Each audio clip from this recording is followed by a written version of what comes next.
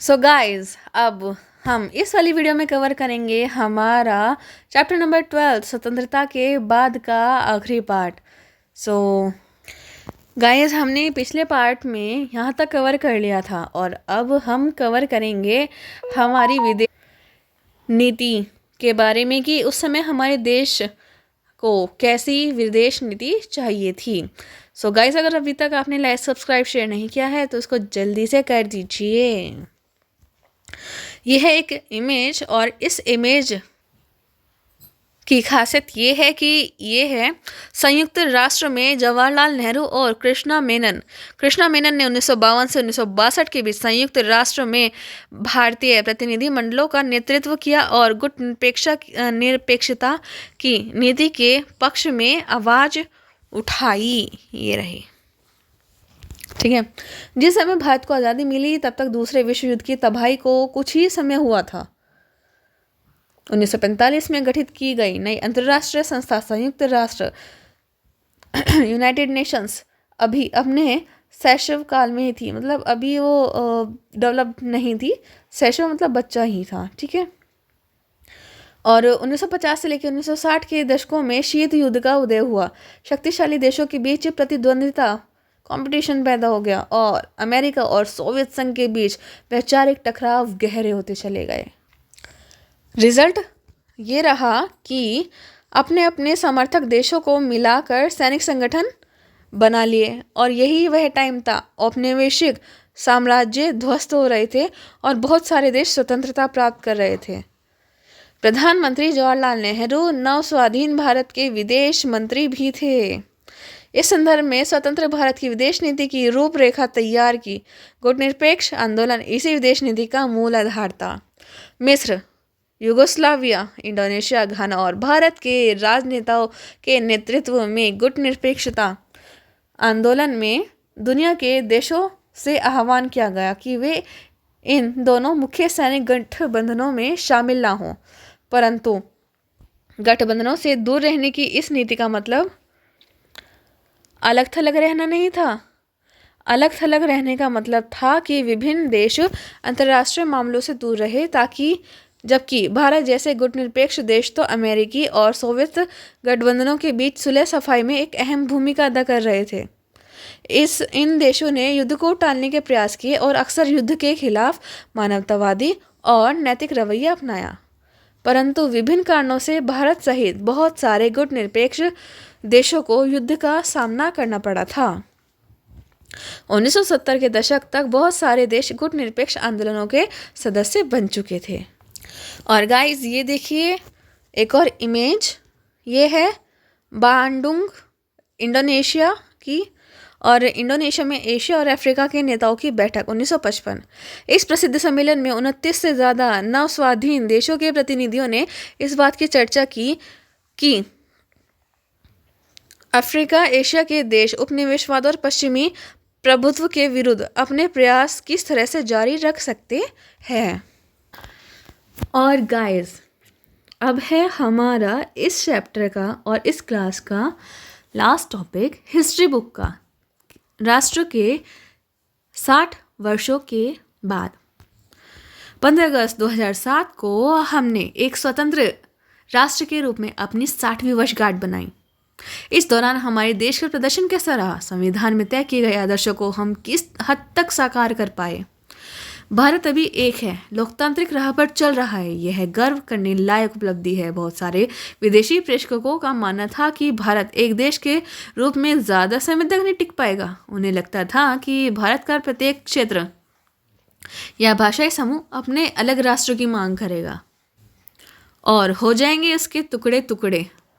कुछ विशेषज्ञों को लगता था कि भारत सैनिक शासन के कब्जे में आ जाएगा, परंतु ये सारी आकांक्षाएं निर्मूल साबित हुई। आज़ादी से अब तक 13 आम चुनाव हो चुके हैं और राज्यों और स्थानीय निकायों के लिए सैकड़ों चुनाव हो चुके हैं। हमारे यहाँ स्वतंत्र प्रेस है और स्वतंत्र न्यायपालिका है। इसके अलावा यहाँ के लोगों की भाषाई विविधता या फिर धार्मिक विविधता भी राष्ट्रीय एकता की राह में रुकावट नहीं बन पाई। परंतु दूसरी ओर यह भी सच है कि आज भी हमारे देश में गहरे मतभेद बने हुए हैं। संवैधानिक गारंटियों के बावजूद अछूत समुदाय या जिन्हें अब भी दलित कहा जाता है, आज भी हिंसा और भेदभाव से जूझ रहे हैं। ग्रामीण भारत के बहुत सारे भागों में अभी वे साझा जल स्रोत, मंदिर, मैदानों और अन्य सार्वजनिक स्थानों का इस्तेमाल नहीं कर पा रहे। संविधान में दिए गए धर्मनिरपेक्ष आदर्शों के बावजूद बहुत सारे राज्यों में विभिन्न धार्मिक समूहों के बीच कई बार टकराव हो चुके हैं। और सबसे परेशानी की बात तो यह है कि इस बीच अमीर और गरीब का फासला लगातार बढ़ता गया है। भारत के कुछ भागों और कुछ समूहों को आर्थिक विकास से भारी फायदा हुआ। वे आलीशान घरों में रहते हैं, महंगे रेस्टोरेंट्स में खाना खाते हैं और अपने बच्चों को महंगी निजी स्कूलों में भेजते हैं और विदेशों में छुट्टियों पर बेहिसाब पैसा उड़ाते हैं। दूसरी ओर बहुत सारे लोग आज भी गरीब की रेखा से नीचे हैं। शहरी झुग्गी बस्तियों या बंजर देहात में रहने वाले ऐसे बहुत सारे लोग अपने बच्चों की स्कूल भी नहीं भेज पाते। हमारा संविधान कानून की नज़र में सबको बराबर मानता है, लेकिन असली ज़िंदगी में तो कुछ भारतीय औरों के मुकाबले ज़्यादा बराबर है। स्वतंत्रता के समय तय की गई कसौटियों के हिसाब से देखें तो भारतीय गणतंत्र बहुत बड़ी सफलता का दावा नहीं कर सकता, लेकिन यह भी सच है कि वह विफल भी नहीं हुआ। और गाइस, ये इमेज देखिए, ये इमेज है धारावी की। मुंबई में धारावी दुनिया की सबसे बड़ी झुग्गी बस्तियों में से एक है और इसके दूसरे वाले सिरे पे गगनचुंबी इमारतें। और गाइस, अब टाइम है पड़ोस यात्रा का, क्योंकि पता है ना कि जब तक इंडियंस पड़ोसियों के घर में ना झाके उनका दिन तो पूरा ही नहीं होता, तो हमारा चैप्टर कैसे पूरा हो जाएगा। तो चलते हैं आज श्रीलंका से मिलने, ठीक है। श्रीलंका के घर में झांकने, ओके।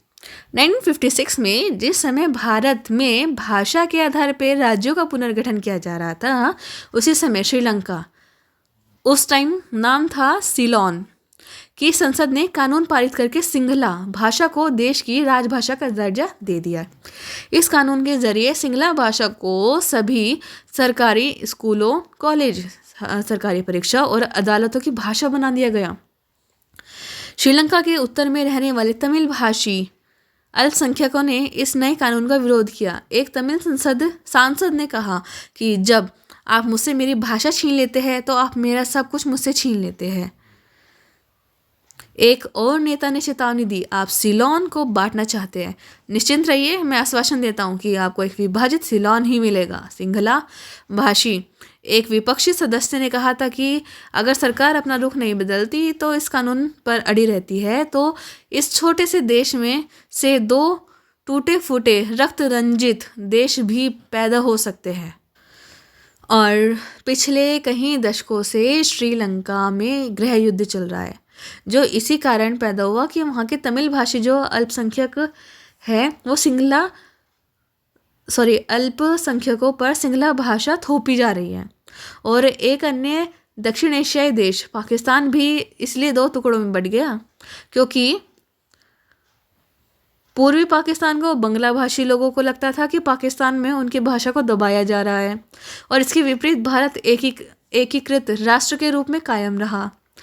तो कुछ हद तक इसलिए यहाँ की बहुत सारी क्षेत्रीय भाषाओं को फलने फूलने का मौका दिया गया।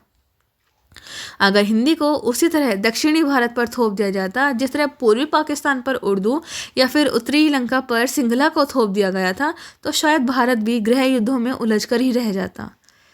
जवाहरलाल नेहरू और सरदार पटेल की आकांक्षाओं को निर्मूल साबित करते हुए भाषाई राज्यों ने भारत की एकता के लिए कभी खतरा नहीं पैदा किया, बल्कि उन्होंने तो इस एकता को गहराई दी है। इससे पता चलता है कि जब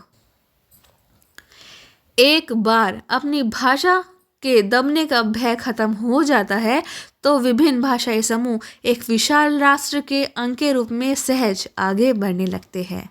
सो गाइस, इसी के साथ हमारा चैप्टर नंबर 12 भी कंप्लीट होता है और इसी के साथ साथ हमारी क्लास 8 की हिस्ट्री की NCERT भी कंप्लीट होती है। सो गाइस, हम मिलते हैं आपसे अगली क्लास की NCERT में। Till then, like, subscribe, share my channel and thank you.